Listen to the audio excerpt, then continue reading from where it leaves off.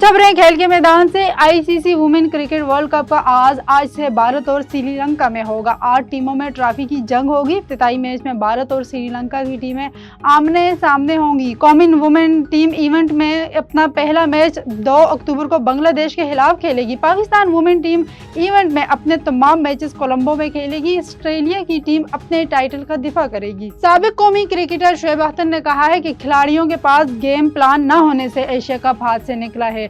एक प्रोग्राम में गुफ्तगू करते हुए शोएब अख्तर का कहना था कि पाकिस्तान एशिया कप जीत सकता था। उन्होंने कहा कि विकेट बड़ी अच्छी थी, खिलाड़ियों के पास कोई गेम प्लान नहीं था। पाकिस्तान ने भारत को गर्दन से पकड़ लिया था। भारतीय टीम पाकिस्तान के खिलाफ वाज़ेह दबाव में दिखाई दे रही थी।